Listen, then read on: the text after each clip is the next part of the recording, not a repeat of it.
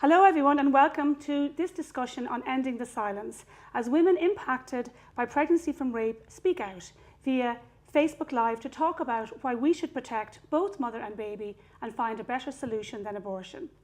I'm here today with women who have survived rape and who want their voices to emerge. We'll talk to Jennifer and Shauna about their children conceived in rape, but who are their children and not the rapist's child. And with Louise, who will tell us about why abortion has become an expectation for women who have become pregnant after rape, but that it left her traumatised and unsupported. And we'll talk to Rebecca, a woman conceived in rape, who says that the circumstances of her conception make her no less of a human being. It has been an extraordinary week in Ireland, where we saw abortion supporters try to shut down and silence rape survivors, simply because those women did not share their views.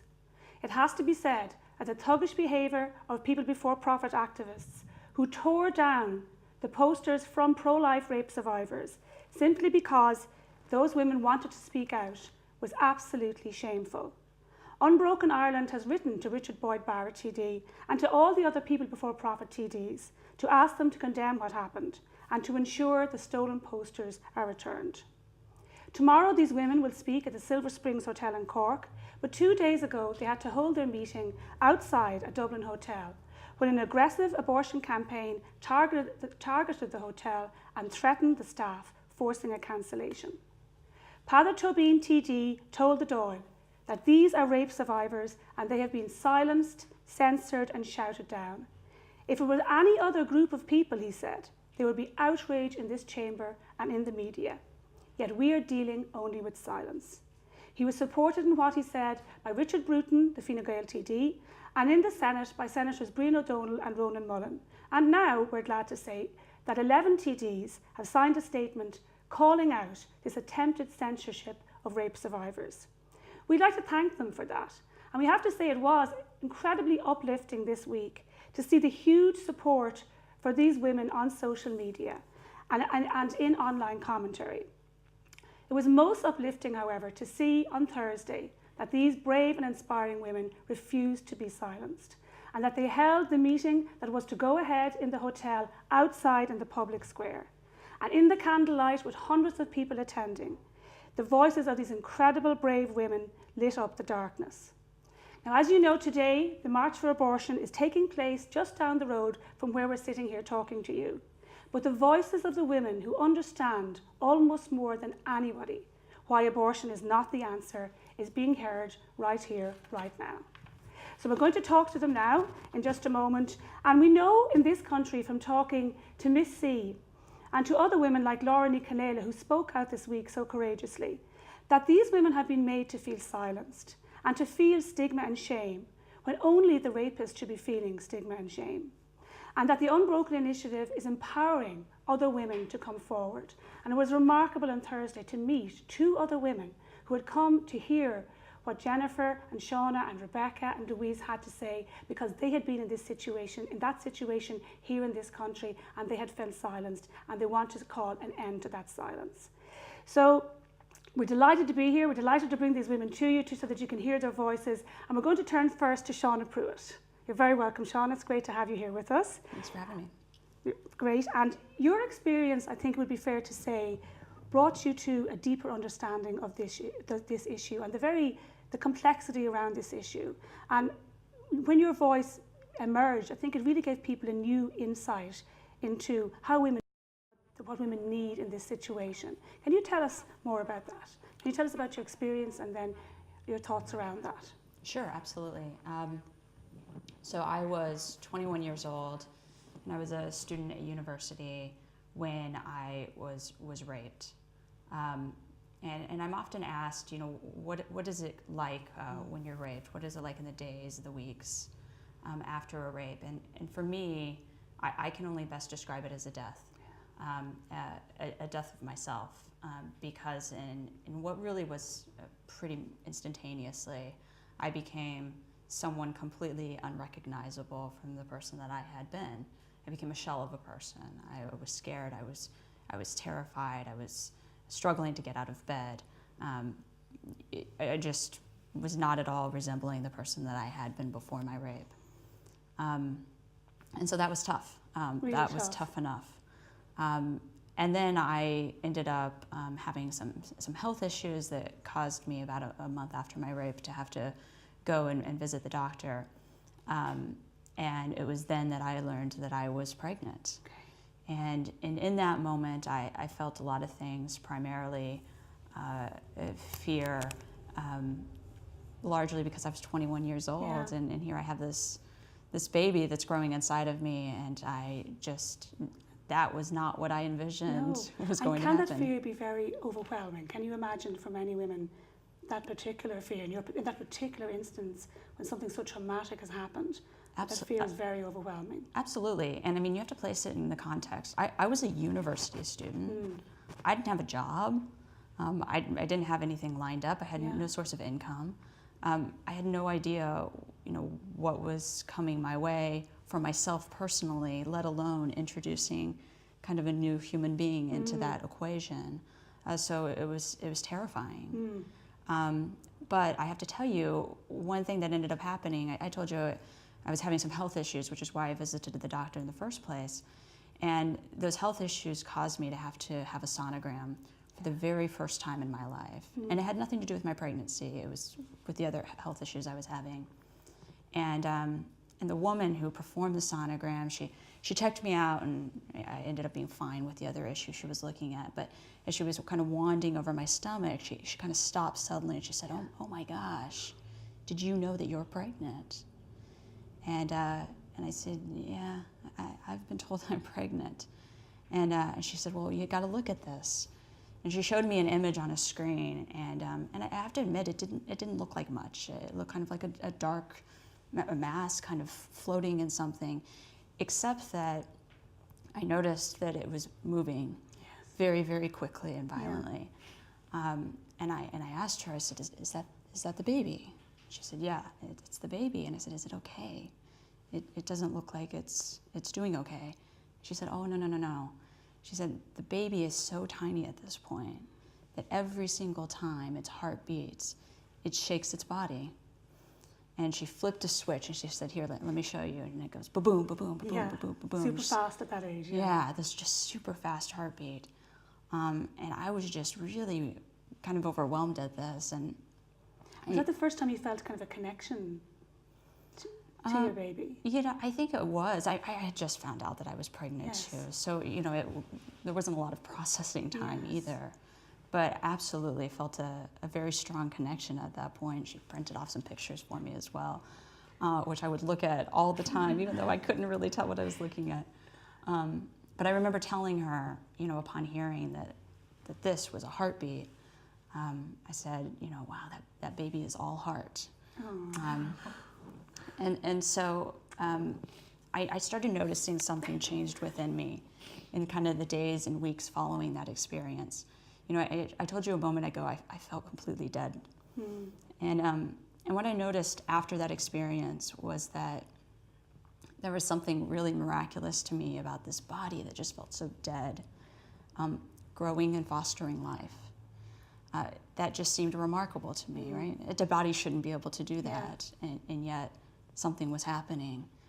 And it was a little bit of source of light or of hope. Yes. It was just something kind of miraculous, and I couldn't imagine letting go of that hope.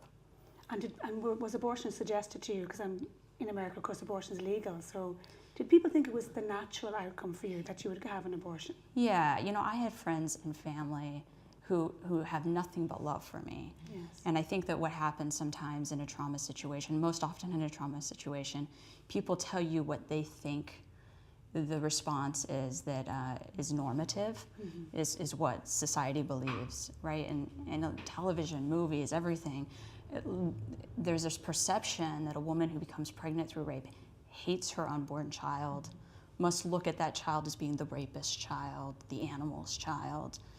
And so abortion is not only usual in those circumstances, but absolutely required. Yes. And so, I had some friends that they weren't pushing it, but they were kind of, it's fine if you have an abortion. I can drive you, just let me know what you need. Yeah. And do you think sometimes that, because I think I would agree, I think that very often that response comes from a place of compassion. People just think this is horrendous, I can't imagine how I would deal with this, and they think, I won't mention anything else, I won't even mention continuing with the pregnancy or keeping the baby, because that would obviously be too hard, so I'm going to say something like, I can bring you for an abortion, I can make an appointment for you. And maybe that's very often because of two things, like the silence around children who have been conceived in rape, and then the silence around the fact that voices like yours are only beginning to emerge now. Because clearly it was extraordinary on Thursday to meet those two women who had been in that situation. One of them quite recently, one of them a long time ago, and they felt completely silenced until they heard you speaking, and they said that's an experience I can connect with. Somebody who loves her daughter so much. Yeah, and I just want to move back a little bit to something you said. Sure. I do think that these comments from my friends and family came from a place of sincere love for me. But one thing that it did do is it made me start to question, should I want an abortion? And it started making me feel like maybe I was a really bad rape victim because I wasn't responding the way that, normatively I was being told that I was supposed to respond. Yeah. So, it almost, it was coming from a place of love, but it almost had the opposite of effect of making me feel really guilty and bad about what I was naturally feeling. At the end of the day, I was becoming a mom, right? I was having a pregnancy. I had all the hormones, like everything that any woman who becomes pregnant experiences. The kicks, all of those things. Yeah, I was experiencing that. And what did help you? What helped you at that time? Honestly, my doctor ended up setting up an appointment with me to meet with a woman who used to be a nurse in a hospital where they used to perform abortions, or where they performed abortions. And because I had a lot of questions about what the abortion process would look like. And when I met with her, I started asking her things like, would it be possible for me to, if I were to go through with an abortion, to be able to have the baby afterwards, to give it a proper burial? Would something like that be possible? And she asked me, she said, I got to be honest with you. The questions that you're asking are not the questions that somebody asks when they can go through with an abortion in any kind of healthy way. Yeah. Abortion is traumatic in all circumstances, but especially traumatic when you're asking questions like that at the outset. So she could see you had a bond with your baby, that you knew it was a baby, that it was someone that you'd connected with. Right. And that abortion would destroy you, especially in those circumstances, as well as destroying your child. Right. And she asked me, she said, I'm getting the sense that you don't want to go through with this. You don't. Why are you contemplating it? And I just broke down and I told her, I said, I conceived this child in rape, and this is what my friends and family are saying, and I'm only 21. I don't have a job. Like, I don't know what to do. I'm just. And what should you, not just your friends and family, but if we were to put together, a kind of a guide for friends and family in these situations as to how they should help, what should they do? Provide support and love and compassion and be there. Is it the way you would support any unexpected pregnancy? Is that? Yeah, absolutely. And I think it's really important for people to be reminded that whenever something kind of unexpected or terrible happens, or something that doesn't quite fit within your life plan, it's really important that you not judge what you should do based on the feelings you have in that moment. Because I think any raped woman who becomes pregnant, and studies show this, by the way, feelings evolve and change over time. And I'm not talking a matter of months, I'm talking a matter of days and weeks. Feelings evolve and change.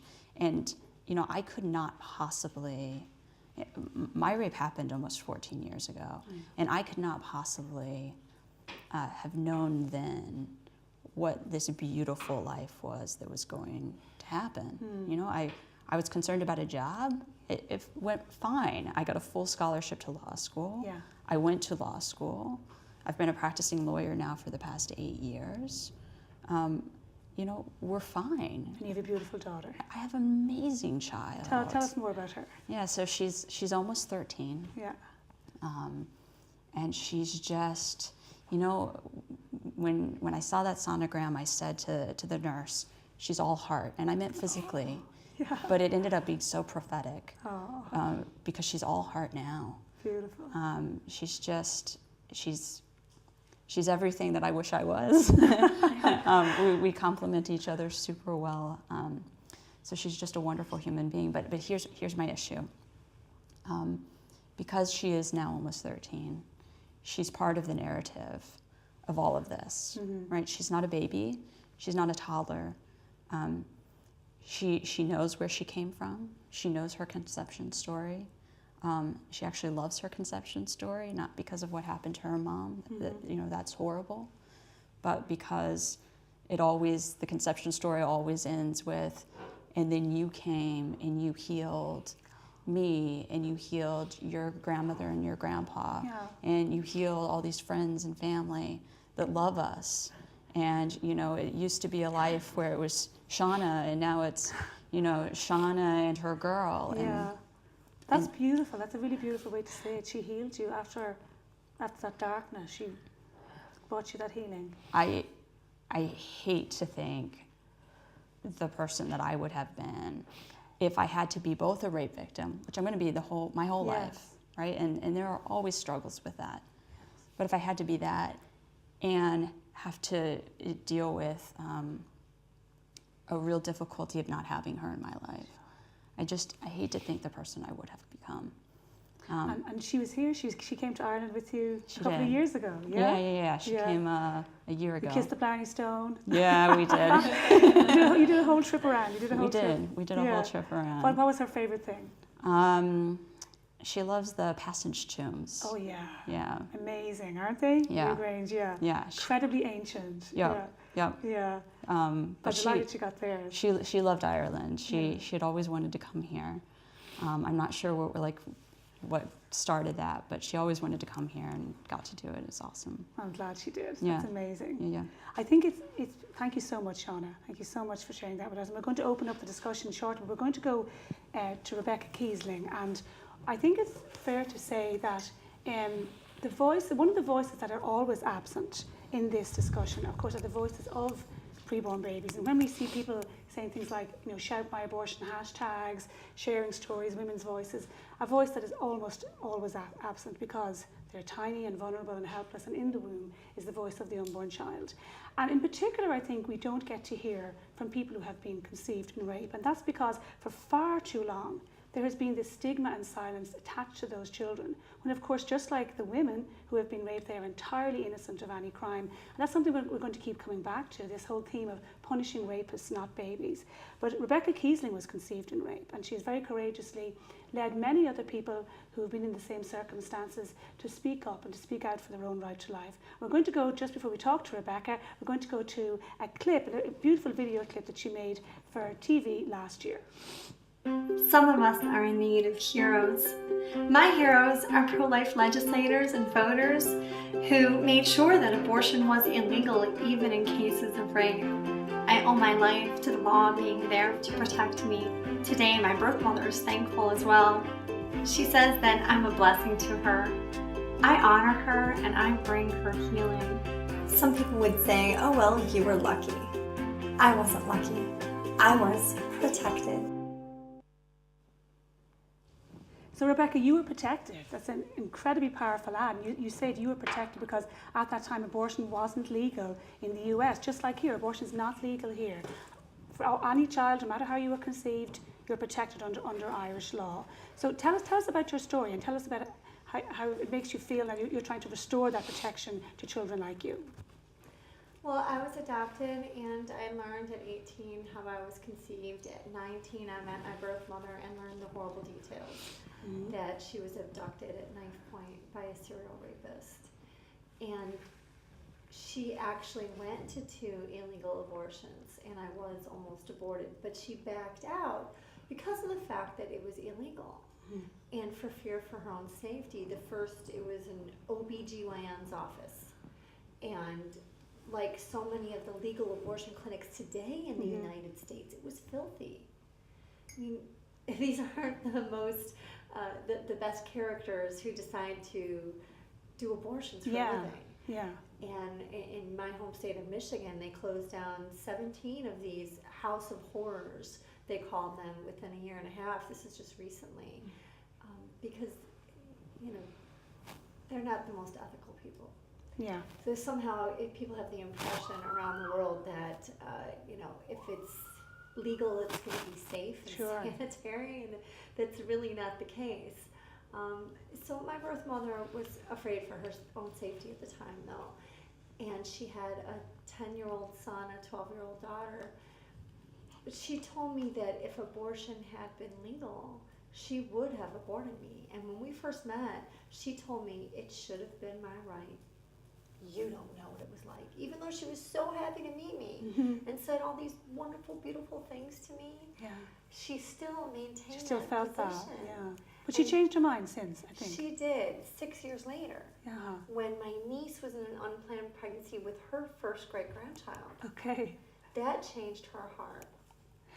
And now, decades later, we're both thankful that we were protected, that we were both protected. Yeah, and one of the things you said, I think, on the Pat Kenny show yesterday, because he asked you about this, was, and you know, on your poster, you had this really great statement where you say, "I was conceived in rape, I am still a human being." And you talk about that, about your humanity, about how you have the right to be protected and loved just like every other human being. But you say that sometimes people will literally say to your face, you know, yes, your mother should have had the right to abort you.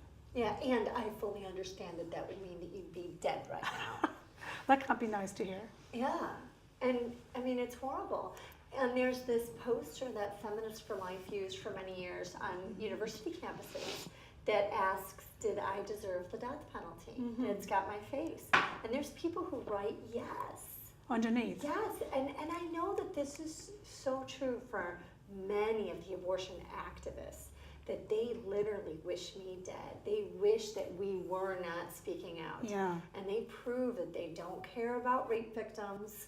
They don't care about women, because I'm a woman. And they treat me so horribly. I've been threatened this week, as you've seen. We both were threatened. I think this week, though, what was pretty incredible in some ways, because the people who would say things like that to your face, and the people who would shout down women like you and Jennifer and Shauna and Louise, you can really see them in a tiny minority. Like, it was incredibly uplifting to see across all of the news outlets, you know, even the most liberal ones, all the comments underneath were like, this is shameful, shameful that rape survivors, that people conceived in rape, women conceived in rape, were being shouted down, that their posters were being torn down. So I think it has been a huge own goal, you know, if you like, for abortion campaigners here, that they try to attack you and try to silence your message. And I would think as well that for most people, I think the reason why they might support exceptions, or the reason why they might think abortion is permissible, say in cases of rape, is that they've managed to somehow take the humanity of that baby away. You know, they think, okay, in ordinary circumstances, I know it's a baby, but for this baby, it's a different kind of human being. And that's why it's so important, I think, that your voices are heard, because you're like, no, I'm just like you. Well, I think also that they want to show compassion for rape victims, and I appreciate that. My dearest friends in life, my own precious birth mother is a rape victim, and so I appreciate the concern for rape victims, but they have this, they're perpetuating the myth that rape victims are better off with an abortion. Yeah. Which Louise will show that that's not true. And the study showed that that's far from true, and most rape victims who abort do regret their abortion. And their abortion rate is actually half of the abortion rate for your average unplanned pregnancy. Most people think that, you know, 95% of rape victims want to abort. You were even made to feel that way, that is what the overwhelming majority would do, and it's half of what the average is, because they don't want more violence. They've already been traumatized in their body. They don't want more violence. And the ones who have the abortion say that it was more violence, and it traumatized me more. Yeah, because it's incredibly interesting, because I think most people who are listening to this today, and if there are people who aren't actively involved in the debate, or most people out there, I think you're absolutely right. They think you know, women who have been raped, 99% of them seek an abortion, undergo an abortion because they can't deal with it. But we've seen in studies internationally that actually the rate is nothing like that. And here in Ireland, that according to the Rape Crisis Centre here in Dublin, between up to 80% of women in any given year do not undergo an abortion. And the reasons given in the studies I've seen, you can talk about this, is, you know, that the women have felt it would be another violation. They felt that it wouldn't address the trauma that they endured.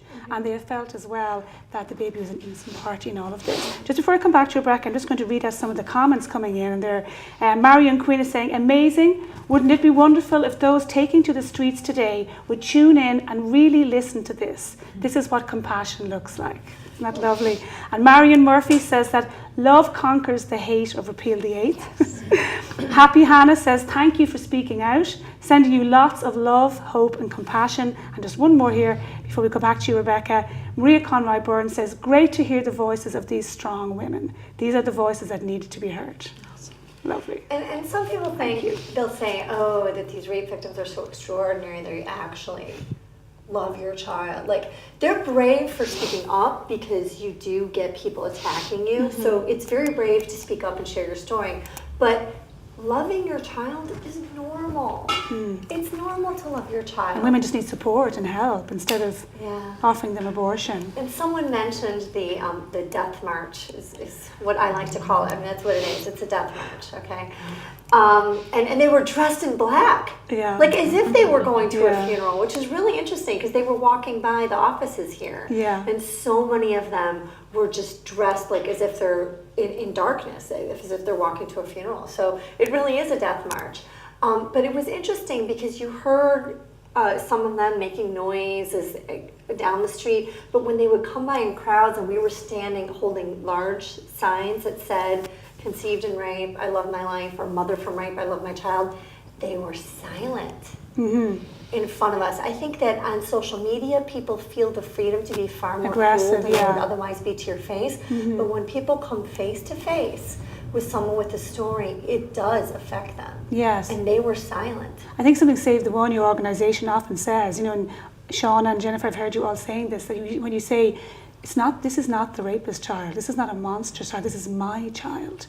You know, it's the same for you, Rebecca. You're not a rapist's child or a monster's child, you're a human being. And you're deserving of the same protection and love as everybody else. My life matters. Yeah. It matters.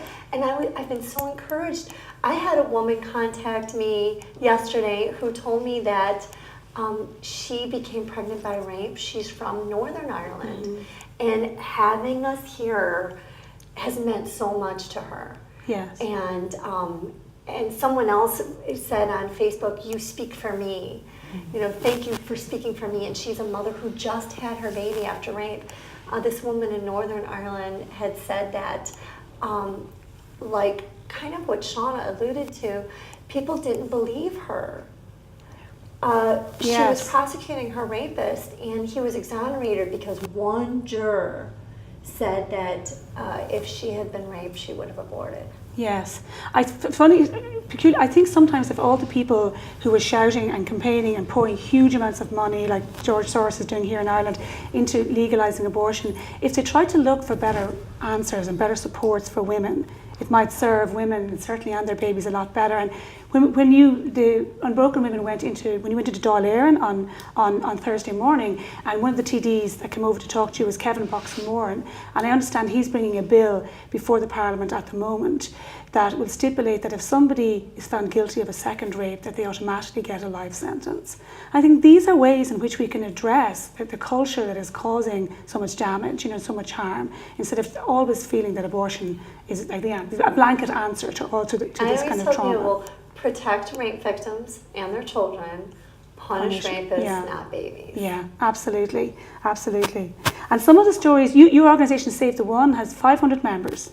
Well, we have a network. I actually have a database that I only started 4 years ago. I wish I would have started it 20 years ago because there would be thousands. But I have a database of over 500 now globally, conceived in rape, mothers from rape, post-abortive from rape, and birth mothers from rape or incest. And not all of them share their stories, but it means a lot to be part of this Absolutely. community. And it's Yeah. like a big family. We're all Facebook friends. Yeah. You know, almost all of them are on Facebook. Yeah. And we connect, and they always keep in touch and Yeah. comment on each other's posts. And it's amazing to have that support. And I know that some of the stories around this issue are very harrowing. And I think because they're harrowing and difficult to hear sometimes, it's all the more reason, of course, why we should hear them. Because we need to understand this complex issue, to understand how we can best help women and provide a compassionate answer. And I'm going to go to Jennifer Christie now, who's lovely to have you with us here today, Jennifer. And you spoke on 96 FM and other radio stations already this week. And can you tell us your story? Can you tell us? I know that you met up with Rebecca, reached out to you, or you reached out to her when after you'd been raped. But can you share your story with us now? I'm trying to recover from listening to Shauna. There's such a connection with her. So much of what she said resonated. Can I just take a second to thank everyone who came out the other night? It was amazing. It was amazing. The support that we got just blew me away, to see all those people who came out and stood in the cold and hugged us and cried with us and laughed with us. It's something I'll never forget. So thank all of you. It was very uplifting. Beautiful, beautiful people. I'm crying to talk about it. Okay.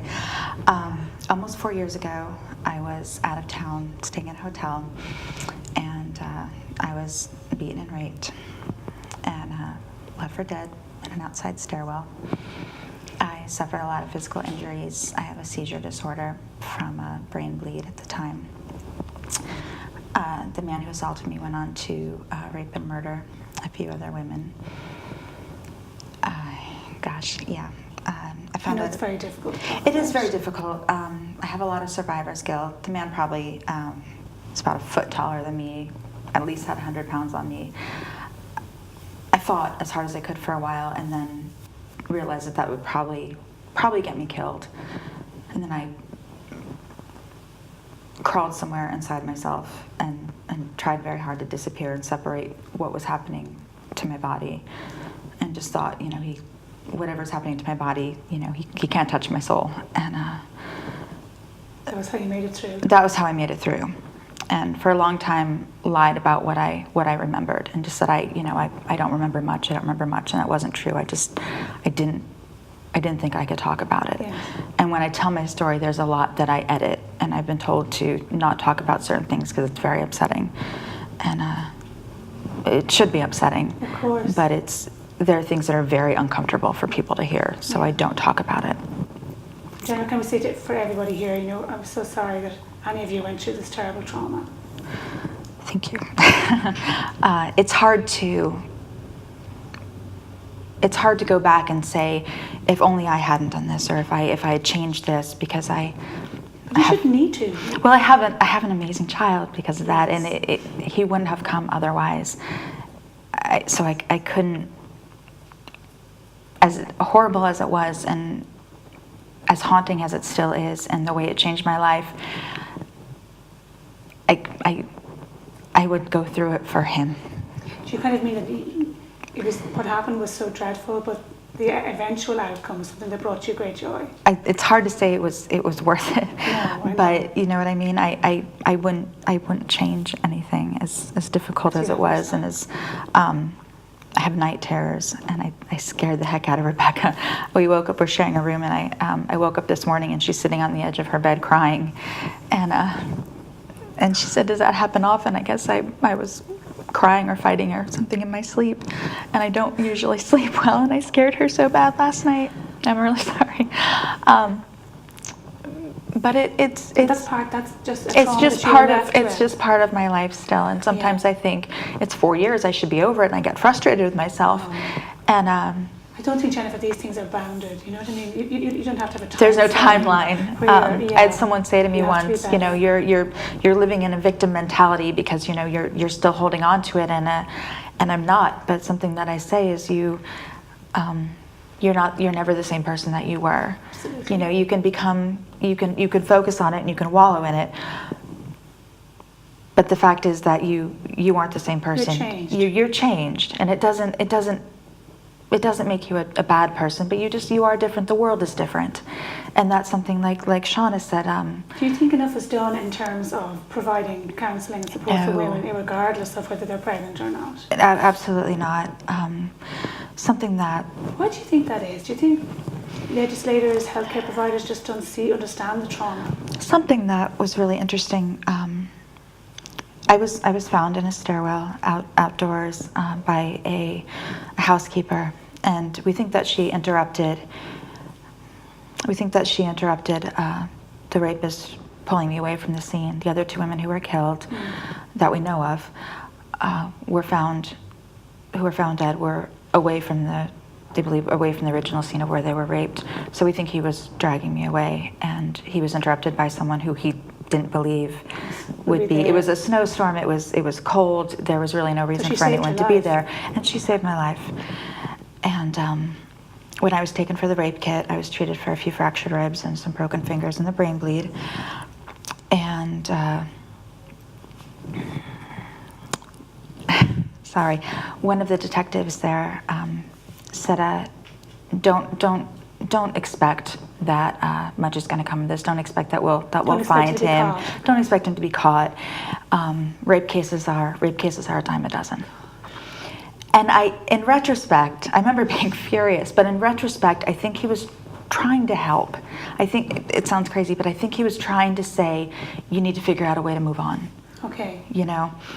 And, maybe they're using the wrong choice of words. It was a poor choice of words. Yeah. And maybe they're revealing the fact that this particular crime is not taken seriously enough, not by that particular detective, but by police forces. But in general, like this happens often. You see it here in the course. People get these ridiculously low sentences. What is it, Rebecca? Trauma. Something like less than 2% ever serve a day in prison. Appalling. And people often talk about rapists suing for custody or suing for visitation, and they could attest that's a tactic that's used. It's a fear tactic often. It's not that they want to, I really want to have a relationship with my child. They want charges dropped. Yes. Isn't that correct? So it's a fear tactic, and it's successful. I think a tactic probably devised by clever lawyers, which is really shameful. It's disgusting. Yeah, it's abhorrent. Really shameful. And can you tell us about what you felt like then? You were on a cruise ship. I was working on a cruise ship. People have read my story and they're like, well, she obviously wasn't traumatized if she went on a cruise. I was working on a cruise, and it had been scheduled for months, and it might have been a poor decision to continue with it, but I was not doing well. Also, I was jumping at shadows. I was not leaving the house. Everything in the world the world changed. The world was not the place that I knew. I was not engaging with people and bubbly and trying to make the world a better place and happy. I was You weren't yourself. Trying to figure out where I belonged in the world, how I could go on as a woman and a wife and a mother and who I was.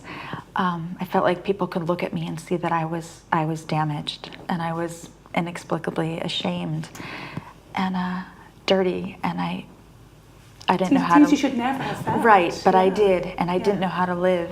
And my husband was trying to be there for me, but he was trying to process as well, and trying not to show me how devastated he was. But I could hear him crying in the shower, and I could hear him punching the walls, and then coming out and just trying to be there for me.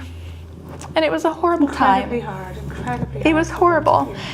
And so we decided that maybe a change of scenery would be good for me. And so I went on the cruise, and I got really sick on the second day, and I was taken to the medical unit. And I wasn't getting better with regular antibiotics. I figured I had dysentery.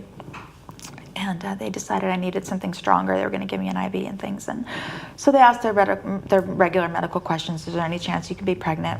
And my husband had had a vasectomy years before. And I started to say, no, it's not possible.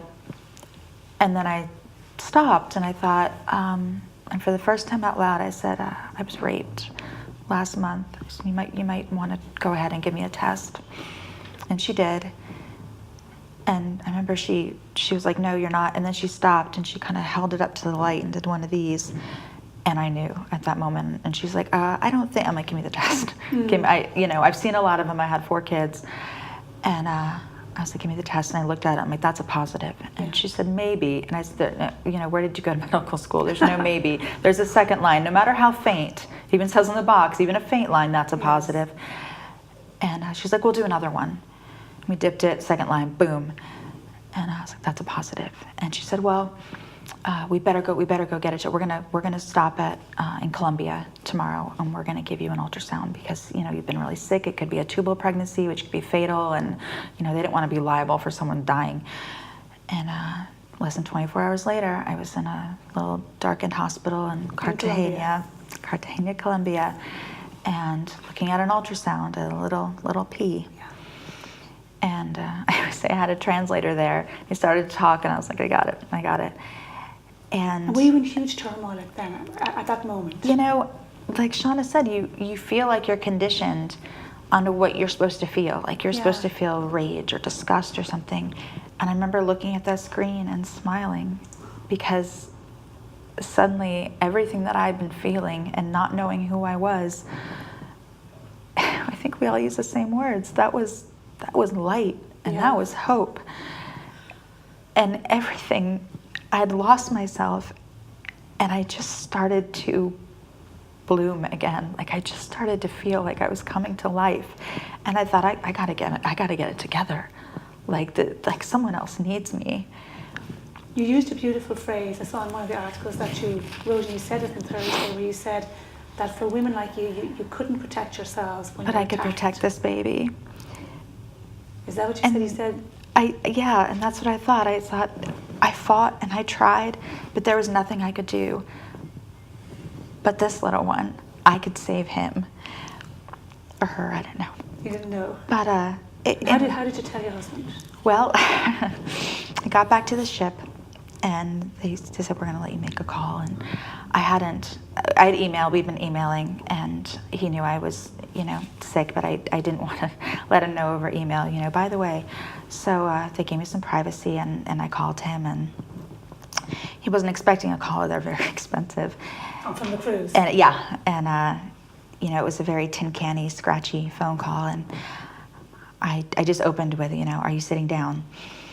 And you tend to know by that opening phrase it's not good news. I'm not going to be like, how you doing? It was Valentine's Day. I just wanted to call you and wish you a happy Valentine's Day. I said, I'm pregnant. And just half a second of a pause. And he said, okay. And what do you mean, okay? And he's very even keeled, and I'm not. I'm very up and down. And we balance each other well. He always is able to calm me down. And I said, what do you mean, okay? Because I was thinking, what am I going to tell your parents? We hadn't told our families yet.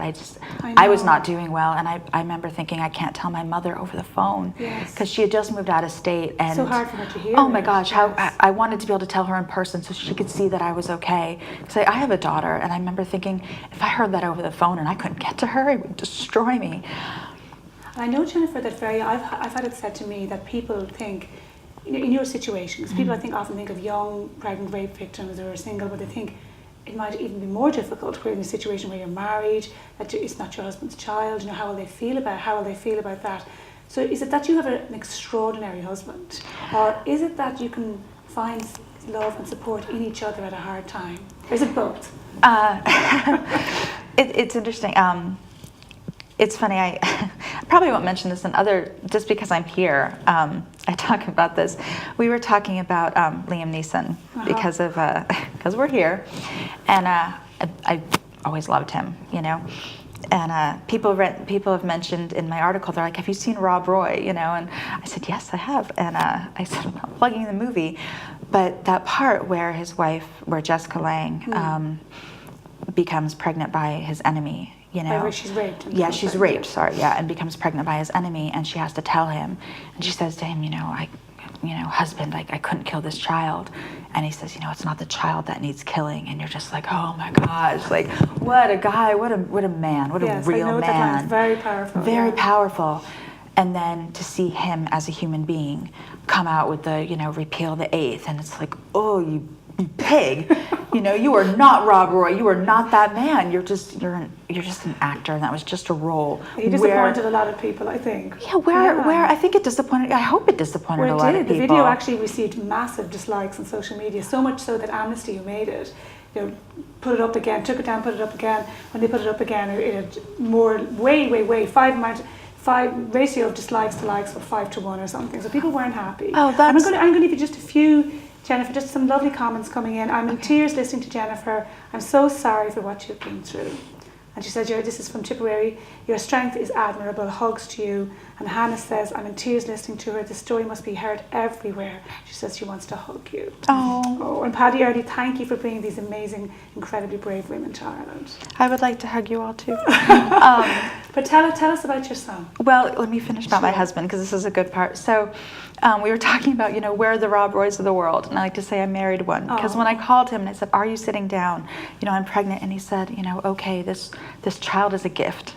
He said, he's a gift, and we can do this, and this is something beautiful from something terrible, and this is my son, and so our son is now 3. He turned 3 last week, and he is the light of the family. We have older children now. Our oldest is 20. We have a 17, a 14, and 11. So he's the much youngest, and he is the light of our family. He has changed our world. We have seen, our self-centered teenagers. Everyone fights over, who can hug him, who gets to wake him up, and because he's a child. Because he's a child, and all our children. We were going to wait to tell them, but once my rapist has been killed by one of the brothers of a victim of his.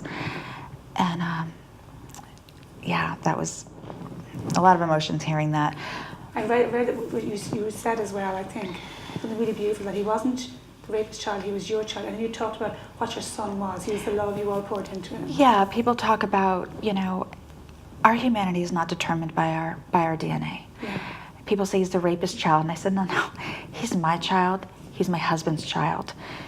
Who he is the environment. He is the love that we pour into him. He's part of his brothers and his sister and his grandparents and his godparents and all of that, and he's part of the unique fingerprint that's just him. That's who he is, and that's who he's going to be.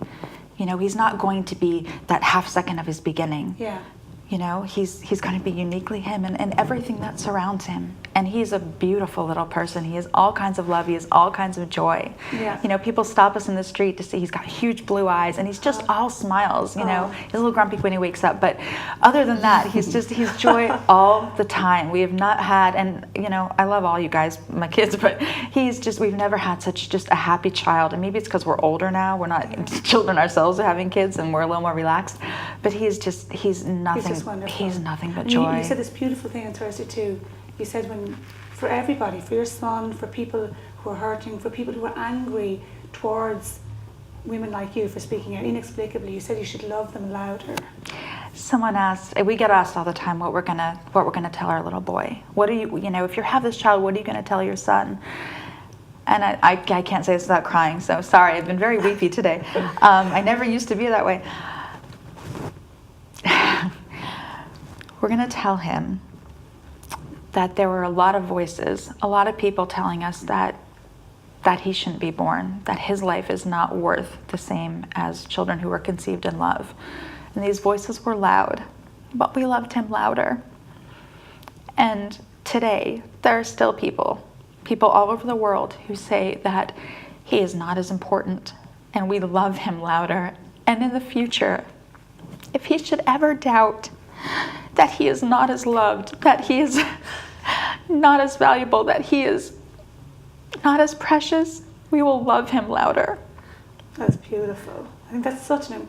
I do wish, I agree with these people who are writing in, I wish everybody at that march could hear what you just said, and could hear what you say about your daughter, could look at Rebecca and talk to you all. I wish we could screen this up in Marion Square. Well, people think that we're being discompassionate. Like she said, people believe that they're being compassionate towards women. And when you hear Louisa's story, it's so heartbreaking, because we're going to go to Louise now. Women deserve more than abortion. They do. It's so hurtful and it's so painful, and it breaks my heart, because she's so beautiful and she's still hurting.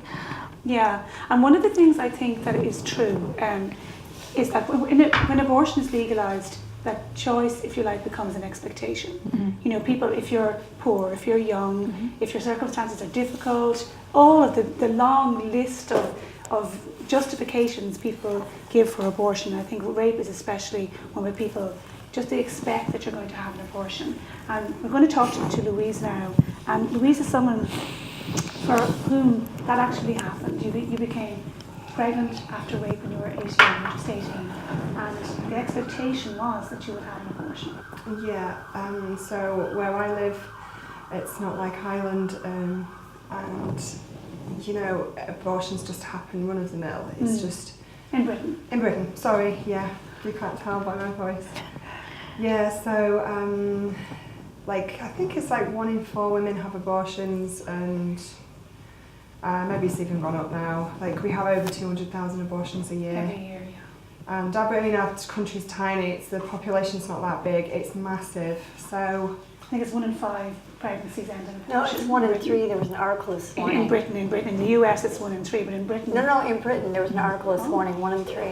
oh, okay. I mean, I know it's a lot anyway. This is the thing, and I think, you know, the sex education in schools and youth centres and kind of just the general things that young people are exposed to. It's kind of all very like contraception and abortion. This is what you do. This is.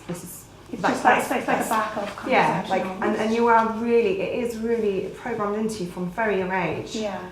And it's just part of healthcare. Yeah, absolutely. It's the Yeah. healthcare. It's this situation. Everything's free, you know, and there is an expectation, you know, and people are like massively persuaded into thinking that it's totally normalised. Yes. So particularly then in your case. Yeah. So I was in a sexually abusive relationship for quite a long time, and then. And you were young. I was young. I was 17 when that started. Mm-hmm. Just turned 18, and I managed to get away from this person. Unfortunately, not far enough. I stopped taking the pill. I'd been taking it purely because I knew that I was going to become pregnant because I couldn't do anything else. Which. So you had left this person. Yes. Yes. I told him that was it. Yeah. I couldn't take it anymore. And he was, you know, he was a And that was control. brave. That's probably a brave thing at that Well, stage. I tried a number of times. This time I meant it. It was, Yeah. But anyway, he was very manipulative and very. He was a complicated person, and he had zero respect for me. And so if I said something, he would just do the opposite, basically. Okay. And I'd stopped taking the pill, and I was away from it in my head. I was having a break, and I was going to put myself back together. And then I went for a doctor's appointment, and I had to. It broke up college, so I was going through college. Everyone else was in classes. Everywhere was sort of empty. Yeah. And he saw me, and I just had this terrible sinking feeling because I thought, there's no one around right now. And I could see what was going to happen. And he just didn't really even need to say anything, just took me by the arm, and just dragged me down the corridor, all the while I'm saying to him, I know what you're thinking, please don't do this. I'm not on a pill, I could get pregnant, please don't do this. And He wasn't listening. he just had no, whatever I thought, I was an object. And It's very difficult to understand how that mindset, isn't it, as Yeah. someone can be that cruel. Yeah, so I was there for his pleasure, and that was what I was. So it's difficult as well when you're exposed to that for a long time. I mean, the abuse started sort of subtly, Yeah. or you know, not full on intercourse. It was like over a period, and so it was like. So it like eroded my self-esteem, and he eroded my like ability to have choices over my body. He would just pick me up like a doll, just grab me, just anything, on a regular basis. And over time, it's really difficult for me to understand now. I look at it and I'm like, was that me? Because I'm quite a strong character, but that was programming. Yeah, I think he brainwashed me. Exactly. And so, I would hate you for a moment to think, Louise, everybody would, I'm sure, hate you for a moment to think that any of that was in any way something you did. That was something he did. Yeah. Yeah. It's just difficult because I'm just screaming at myself. But don't. You know, but don't, it wasn't your fault. Anyhow, so he dragged me into this toilet and just put his hand over my mouth and just pushed me to the floor. Just shh. And just, you know, sometimes you do things and you think, it was just easier. I was scared of him. He was a really big guy. He'd slammed my head into doors before. He'd like thrown me about. He'd physically hurt me a lot of times, and I just wanted to get away from it without being like having like a black eye or anything. I just wanted it to just be over quickly. Yes. Hugely, So, hugely traumatic. I just kind of lay there and I was crying silently. I can remember tears coming out, but I was just like, shh, I just don't want to rock the boat, you know. And I just accepted it. It was just like, you know. And then afterwards, he got off and he was like, "You did want to do that, didn't you?" And I was like, "Yeah. Of course. Why couldn't I?" Oh gosh, it's crazy. Anyway, so he said, "Stay there and don't move," because he didn't want anyone to catch me being upset in the toilet and like ask me what was happening. Like we were in college, he could have been in big trouble. And so I stayed there for half an hour just to make sure he could go and he couldn't get caught, because obviously you protect people who hurt you. Like Yeah. anyway, That's the kind of mindset they create for you, I think. it's like yes. I asked for it all, you know, this thing. So anyway, I found out I was pregnant some weeks later, and I was like, I'd managed to avoid him between that incident and that day. I'd managed to avoid him. Just every time I saw him, I ran the other way. Just kept myself with somebody all the time. I was like skiving off college. I was not turning up. Like I was just doing everything I could basically to keep out of the way. Anyway. So you were in this place where you were very fearful. You were fearful all the time. Yeah, like I knew it would probably happen again. Yes. Like he had like an obsession. I don't know. He was just wanted to dominate me. Yes. And I think he struggled a little bit with how resistant or like, you know, how I didn't seem to like fall about loving him. I know. I couldn't handle it. It was so It's like ownership crazy. Of you. Yeah. Yeah, it's difficult to even like, as I'm saying it, it sounds like something you can't make it up. Like I think he was maybe in a lot had mental health problems. And did he find out that you were pregnant? Yeah, he did. And then he absolutely was like really panicking, because just to like expand a little bit, so he was from an Asian background. He would one day go on to have an arranged marriage, and you do not touch white girls, or you don't get like this situation, you don't allow this in his family would have disowned him. He was panicking big time. He was going to be caught. Did he want you to have an abortion? Yeah. So he told me like that was what I was going to do.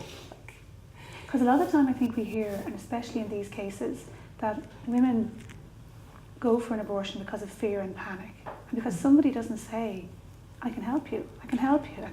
I can take you away from something that's making you scared." Especially in these, you know, these stories where the pregnancy occurs after a rape, there's a need to be safe. There's a need to be taken for the fear to be removed. Yeah. Either the person's removed from the situation or you're removed from the situation, to help you to actually, first of all, make sure you're safe. Pregnant or not, that should be the help you get. It's amazing because really what happened was he was protected, because ultimately what happened was I was railroaded into an abortion because that would be what would help me, in inverted commas. That would be the thing that would fix my problem. I would be able to get on with my life. I would then be able to not have anything to do with him ever again. I could move away, I could start my life, I could, you know, that would be the key to helping me. And that was exactly what he wanted. That just fed right into his vision of being let off. I know he did it to other women. I know he has treated other women like that since. There are probably loads of children of his that have been aborted, or maybe, hopefully, somewhere. He just is like. And when you say you felt railroaded, Louise, was it that by medical professionals, like counsellors, like people who were meant to help? Well, I told one of my teachers at college, because I said I might struggle to turn up. Like that was a bit of an underestimation, because I actually pretty much didn't go again, except for my exams, which I tragically virtually failed, as you can imagine. So, so there was that. There was a youth worker. There was a counsellor. There was a doctor.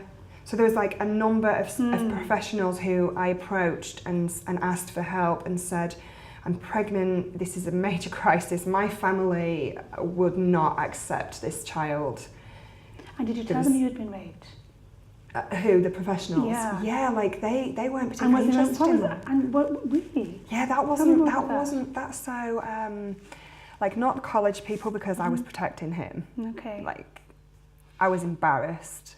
I was embarrassed because they would know who it was, because they'd seen us together. They would know he had a bad reputation and all that kind of thing. So I was just humiliated that I had let this happen. That's how I felt. Like this was my fault. A lot of women feel like that. Wrongly, So, but they do. Yeah, so I mean, he should have been kicked out of college. He should have been put in prison, really. But, you know, like, I protected him, and then, but the doctor I'd seen the first instance. I saw a doctor who said to me, when would you like me to put the termination? I'd literally had the pregnancy test half an hour before. I just found out I was pregnant. I hadn't even had time to process it, and he was offering me a termination. Okay. I said the father... He was assuming, in other words. Yeah. Is that why you felt railroaded? Because everybody, that's your word, you said this word, railroaded. Yeah, like... Because everyone just assumes it. Yeah, there's no alternative. There was no, like, oh my gosh, you've been in an abusive relationship, like, we need to protect you, like, we need to, like, check you for STIs and things like that. Like, he may have done this to other people. There was nothing. There was no question of my well-being. It was, let's get rid of this. Yes, get rid of this. Well, it wasn't a baby, because they don't refer to, well, in my experience, it was just like... let's get rid of this problem. Yeah. And did it get rid of the problem? Did the abortion?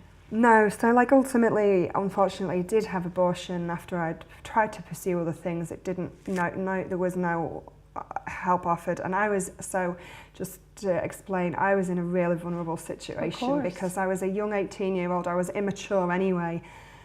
I'd been treated this way for like more than like maybe 3/4 of a year. I'd been heavily manipulated, and I didn't trust my own judgment. Of course. So when I was like, I'm pregnant and I don't want an abortion, I couldn't hear that, my own voice very loudly, because like all these professional people who've got all their lives sorted and they're like grown-ups, they think I should do this, so obviously I'm wrong.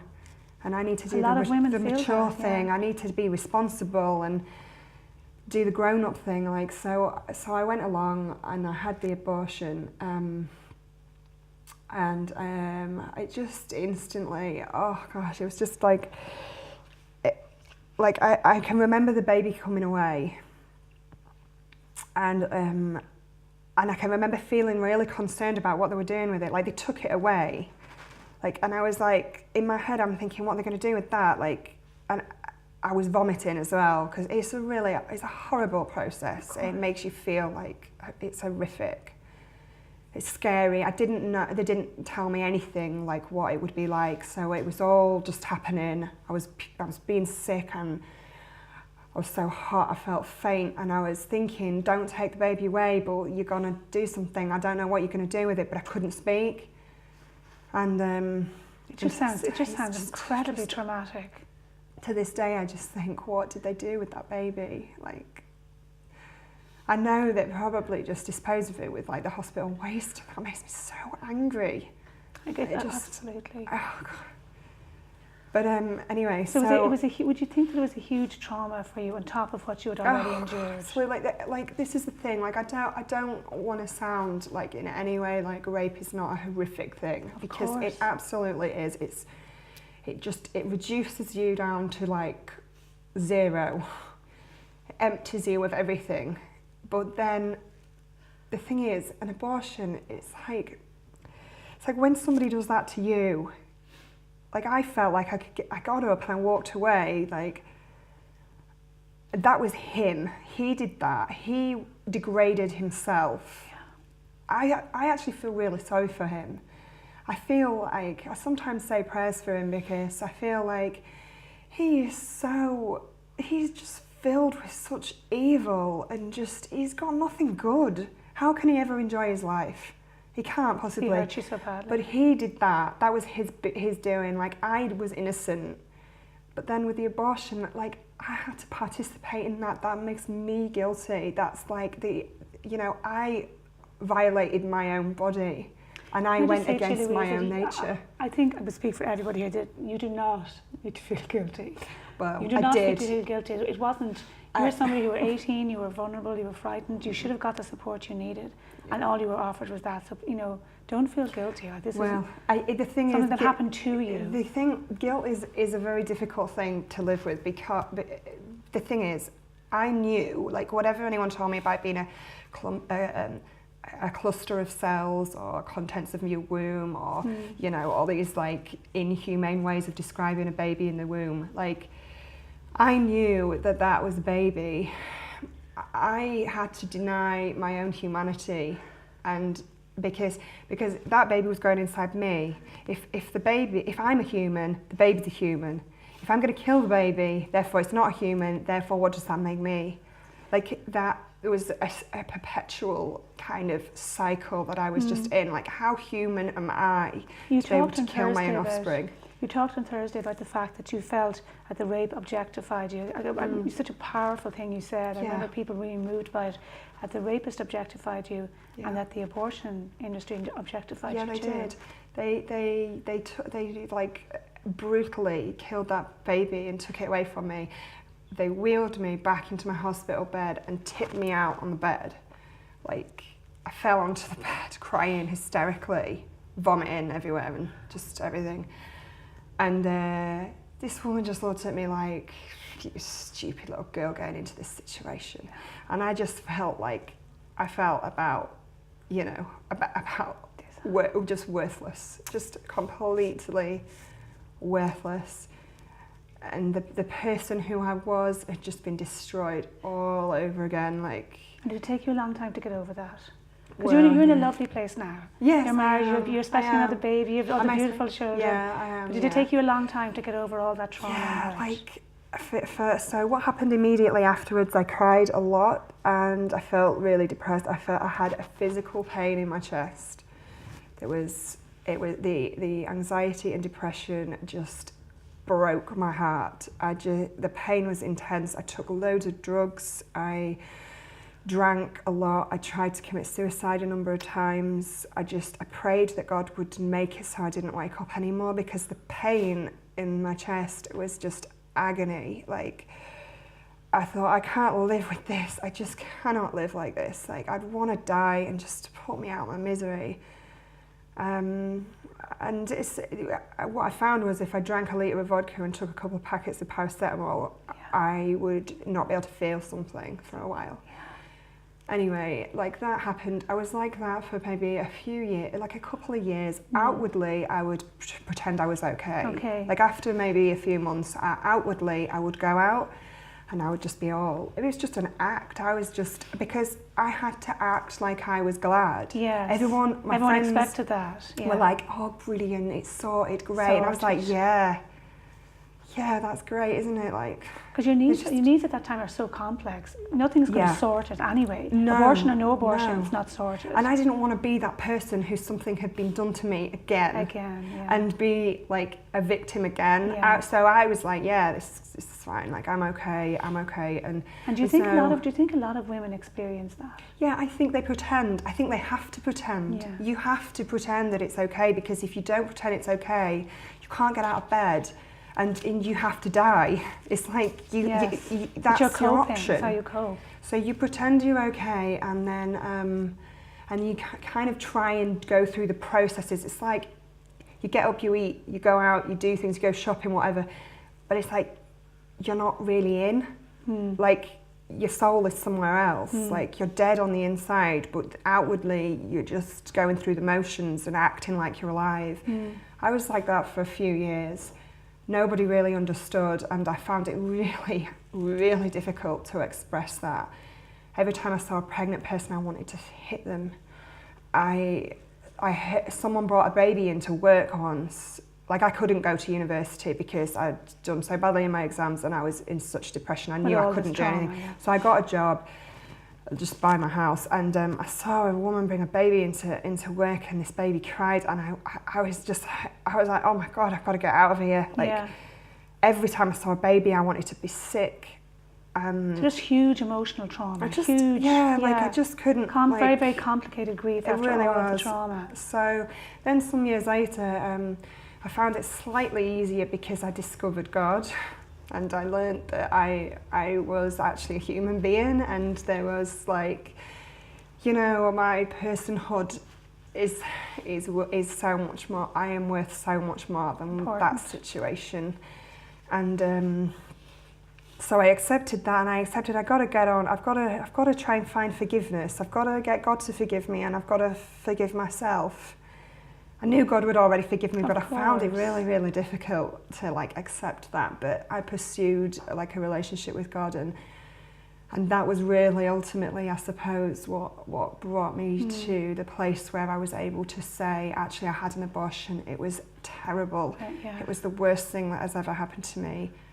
And there is such liberation in being allowed to say that. Yes. I feel like I can't say that in the UK. Absolutely. Like I would be offending everybody if I said that. That's precisely because I think women are expected to believe that abortion liberates them or helps them, and women feel, and especially when you've been through something as traumatic as you, if you go against that narrative, people treat you, as the girls have said, you know, maybe you're not maybe you haven't really been raped, maybe you're, you know, you're just emotional. The kind of things they'd never say generally about women, the kind of accusations that are now really frowned upon, as saying women are, you know, hysterical or anything like that. That's something we think has gone out of the narrative. But when it comes to this particular situation, because so many women are spun this lie that abortion is something that helps them, that when it doesn't, they feel kind of crushed by that expectation against being able to find their voices and speak. Like one of my friends who was a good friend at the time of the abortion said to me some years later, when she discovered that I'd become like a pro-life campaigner, she found that really, really difficult. She was so angry with me. She's actually never spoken to me since, except to say to me, how dare you, you were given that opportunity, how dare you want to take that opportunity away from other women? What would you say to her, Louise? I was not given an opportunity, I was tortured. And I have to live with the grief of losing that baby every day. And that will never go away for me. Like, I know my baby's in heaven, but I have missed the life. I feel like a personal thing. I have missed that life. And I missed the years that I gave up to feeling that depression and anxiety. I gave up years of my life. Like, I do not want anyone else to experience that. Actually, motherhood is not a bad thing. Motherhood is a great thing. It's part of who we are. So you're very motivated by the fact that you don't want other women to go through what you went through. Like, because you said that on Thursday. You said, like, don't change your laws here. Ireland, don't change your laws, because you'll have... You're currently protecting women. Women at the moment have the ability to be able to go on and have their babies, even though they might be having a crisis. But because you don't have the law where you know, abortion is the run-of-the-mill thing, you have so many more doors open to you. Like when you have the abortion law removed, that will be the expectation that women will do that. We don't want any unwanted children. Like, we can't manage unwanted children, so we have to try and clamp down on that. And so women and children will ultimately suffer. I'm just going to... Louise, thank you so much. I know this must be so hard for you just to talk about, and your courage is really, really inspirational. I just want to read some of the comments we have here. There's so many, there's absolutely piles of them, and I'm just going to go through some of them. Francis Largy saying, courageous women, your stories are so important to hear. Eva, can I have more of those? Elaine Hawhian, so much hope and beauty and love here. This love of truth and humanity will save the world. It's a lovely comment. And Nuala Lynch, how can people who are pro-abortion, particularly women, not listen to these women? They have such an important message. Sheila Einichuna is saying that RTE and other media should be showing these women's stories. I think everybody would agree with that. And that the difference between the people promoting the killing of babies resulting from rape and the beauty and love of these women who gave life to their babies and who talk about their experiences is amazing. And that Leo Varadkar, TD, who's our Taoiseach, and Fine Gael need to watch and listen to these stories before they rush through a referendum. And Johnny Benson says that you women are heroes. All of you are heroes. I think just because I think we've gone way over time. It's been such an incredible experience. One of the things I wanted to say was that I think it's so dreadfully unfair that, you know, the rapist who is the criminal so often gets away with the crime, and that the women who have been through this trauma are then very often expected to go through another trauma. You know, sorry, do you want to come in there? Yeah, the United States Supreme Court Court actually said in two cases. First was Coker versus Georgia. They said that it's cruel and unusual punishment to give the death penalty to a rapist. And in the second case, Kennedy versus Louisiana, they said that even for child molesters, it's cruel and unusual punishment. And so how is it not cruel and unusual punishment to give the death penalty to the innocent child? Exactly. And so rarely do rapists see any jail time at all.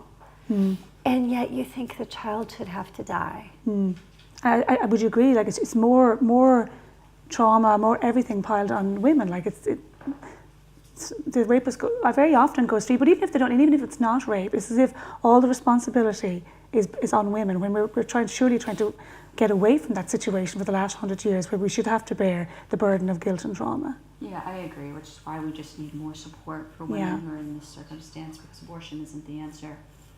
And I just wanted to touch on something that was said earlier. I think that I was asked yesterday, well, Shauna, weren't you given a choice? And, this choice might have been what was right for you, but maybe it's not right for everyone. And I think we've heard stories today about why that choice isn't good for anyone.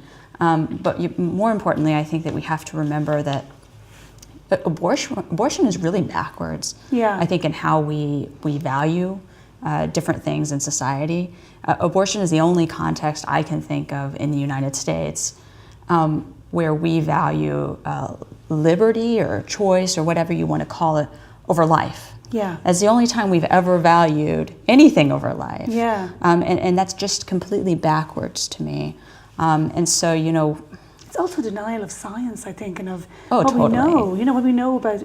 I also think it's extraordinary that everybody embraces technology and science, and we've got smartphones, we've got stuff in space, everything like this, and then all of a sudden it's like as if we were living back in the 1540s. The child is not a human being. Like, how ridiculous is that? The smarter we get with science, the more we learn about how life begins, even earlier than we ever thought possible, right? It can be preserved even earlier than we ever thought possible. Absolutely, and just interestingly, because one of the videos we were going to show today, but I think the conversations have been so fascinating, we didn't get to it until now, but Siobhan, who's someone who works with all of you ladies, is somebody who always believed that abortion should be permissible in the case of rape. And I think she was pro-choice in general, and something changed her mind. We're just going to watch Siobhan's story now. Are we going to watch Siobhan's story now? I was born and raised in Detroit. My parents got a divorce. We went from a house to living into the projects with my grandmother. When we moved in there, it became 5 generations. And that was actually something that was really hard for my mom because she had vowed not to go back there. I was pro-choice, and because I saw cycles repeated, low income, a lot of, multiple children in absence of father. If a mother found themselves in a situation of an unplanned pregnancy and she was struggling, like I saw my mom working several jobs and trying to go to school, I thought, terminating the child was probably the best thing to do. And I spent my senior year doing a research paper in support of abortion because I thought it was a woman's right. My education really became my way out. On Thanksgiving break, my mom told me that she wanted to sit down and talk to me. She was just trembling and was crying. She began to tell me that I was conceived in rape. And it threw me into an immediate identity crisis. The questions were coming so fast. So does that mean she doesn't want me anymore? And then what does it mean for the man that I've always known as my dad? I had confided in her about my own sexual abuse that she didn't know I had experienced. When I got raped, I was in my preteen years. I was just about to turn 13. I remember after getting past that and finding out that I wasn't pregnant, I was thinking, man, if that would have happened and I got pregnant, I would have aborted that baby. That's when I really began to hold on to that pro-choice belief. And I was like, I just can't, believe someone think that you impose on me and think that you can make me have a baby. I I would ask my mom, like, why didn't you abort me? She said she didn't see me as a rapist baby. She didn't see me as the rape baby, even that's how I saw myself when I found out. I thought that was the stigma I put on myself, and I thought that everybody would see me that way. But not even my own mom. She never even treated me like I was a burden to her. Just somehow have the desire to protect me and just to see me as a separate human being. I am so grateful. And this is how she always would say it, and she says it now. She said, I wanted to give you permission to do and be better than I was. And here I was being a proponent for abortion, and especially in cases of rape. And then I met myself. And I had to grapple with the fact that, wow, here I am, a human being. I have the right to live, and I just put a death sentence on myself and everybody else that's like me.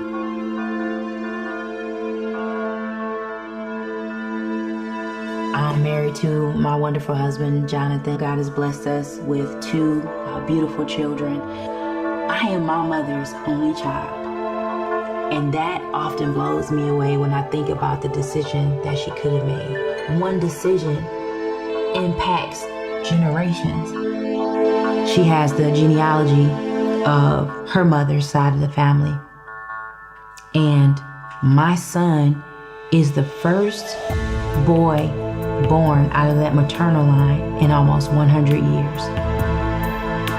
She blessed me with life, and I get to bless her with grandchildren.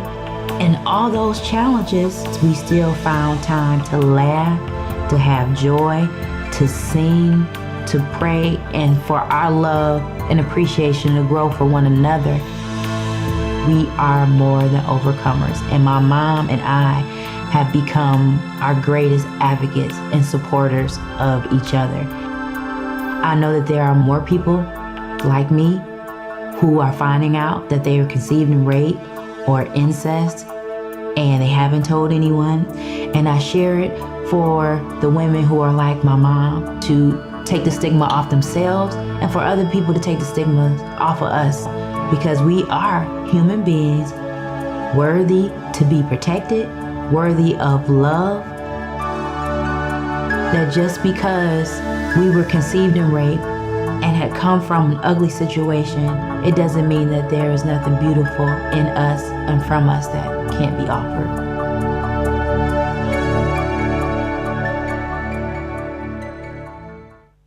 Incredible story there. We're going to come to Jennifer just for a comment on that in a moment. But so many comments coming in here, just so many.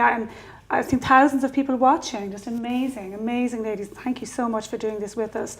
We definitely won't get to them all, but one question that's coming up is that people are saying, how do we make people know this? How do we spread this? How do we get people to know, share these stories, let people know the facts around this issue? And of course, what we're saying to everybody is, we're 9 months out of a referendum vote, when this country is coming to vote on this issue. If you want more people to understand this, to understand what these women have talked about today, then we're getting everybody, please, I would encourage you so much to join in the Life Canvas. Call the Life Institute, get hooked up with your local convener, your local leaders, and get out there and talk to people. Let's have these one-to-one conversations to change hearts and minds by telling them about these incredible women, about their courage and about their experiences. Just Breed McMahon says, thank you girls for showing us the real pain experienced and how abortion is not the answer. As you've said, punish rapists, not babies. Audrey McElligott said, this is so sad, the reality of abortion that people need to know. And we have a special message for you, Louise, from Tanya. And she says, Tanya, Louise, please don't feel guilty. You had no support. You were not shown compassion. It's society's fault and their lack of empathy that led you to believe abortion was your only option. And she says, your baby is watching over you and is proud of you speaking it. Beautiful comment, I think, there from Tanya. Jennifer, Trevon's video, this woman was pro-choice. In her own words, she was pro-choice, and then she found out that she had been conceived in rape. Did you have to read that one last? Well, I think a lot of emotions out there today for all of you. People really inspired, with Trevon and her video, like she was pro-choice. Because it's easy to be when you're not the one being chosen, I think, isn't it? Yes. Yeah. And how does that relate to, to your when you feel about your son? I always thought that I was pro-life except in cases of. Yeah. And like Shauna said, I can't imagine the person that I would be without my son. I can't imagine getting through everything that I've had to deal with if I didn't have that baby, hugging on me, and calling me mommy and just being there as my light and that part of my life. And my heart aches for the women like Louise and the women who are trying to heal without that joy. And who haven't had the support and compassion. And who haven't had the support. And that's what we need in place. We need to love the women who have been hurt from rape, which is horrible and can destroy your soul if you let it. And that's what we need. Women, we need better for our women. Yeah. We need better than that's what Ireland should hold abortion. on to. And that's what we need to focus on. Yeah. That they need better than that. And we as people, as society, no matter where you live, need to love louder. Need to love louder. We're beautiful. We're going to close today's session on that gorgeous note. Thank you so much to Jennifer Christie. Thank you to Rebecca Kiesling. Thank you to Shauna Pruitt. And thank you to Louise Sheridan. I think your voices are really emerging this week. Despite everything, you are not going to be silenced. And what you have to say is so incredibly important. Thank you very much to everyone who watched today, who sent us all your messages, all your questions. And it's just been a joy to talk to these amazing women today. And we're going to leave you now with a video from Unbroken. Thank you very much.